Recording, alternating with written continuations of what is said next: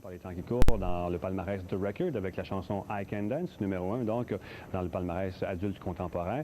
L'album, lui, est au numéro 14 du palmarès Billboard et qui est en pleine ascension. Rajot l'avait détesté, c'est pour ça que ça va sûrement devenir un numéro 1. Rajot à la plage, tantôt à ne pas manquer.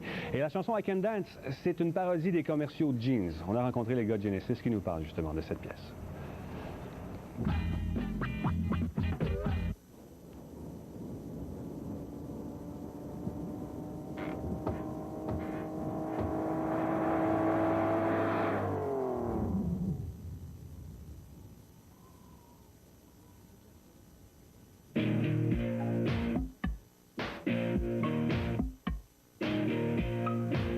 The song I Can't Dance is the only one where we actually were kind of almost a group decision about what the song was going to be about, which is quite an interesting way of doing it. I've never thought of that before, really, you know. Yeah, the idea was about the jeans commercials and everything, and doing a parody of the jeans commercials. Well, the way the lyrics were written was the fact that we were recording the track, and because, I mean, Tony was in charge of the drum machine part on that, and while all that was going on, I was writing lyrics, and I remember talking, you know, shouting across ideas to Tony, and we were talking about the because actually the song is about jeans commercials.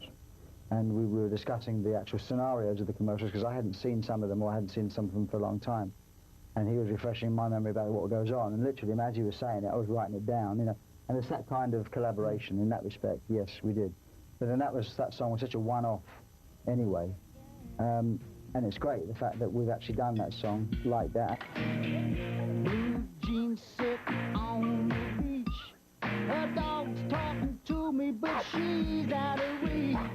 Was the song I Can't Dance maybe one of the most minimalistic songs you did? I think definitely. We should say that. It really was. And as I said a minute ago, the way it was done, you know, just little groove leading it was a great way to do it. And I think many years ago, well, in the last 10 years, we wouldn't have actually left it that way. You know, you gain confidence and you put down just one guitar part and you put down bass drum and snare, and the piano comes in, just a simple piano, no echo anywhere, you know, and the voice is dry. And you say that's enough, doesn't need more, I think. I mean, it sounded great too, so it did help us. It's a maturity of knowing, also a self-awareness of knowing that, hey, listen guys, we all know that if we start playing this, we're going to play it to death, you know. Let's just not touch it anymore. Oh, and shaking, everything is in place. You never know who's looking on.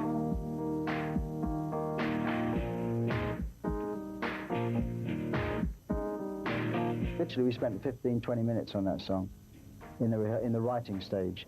One afternoon or something. I know we had the guitar riff on various occasions in different guises, but in terms of the way it almost turned out on the album, we had 15-20 minutes worth of mucking about with it. We said, hey, well, it's a great idea. Let's not ruin it.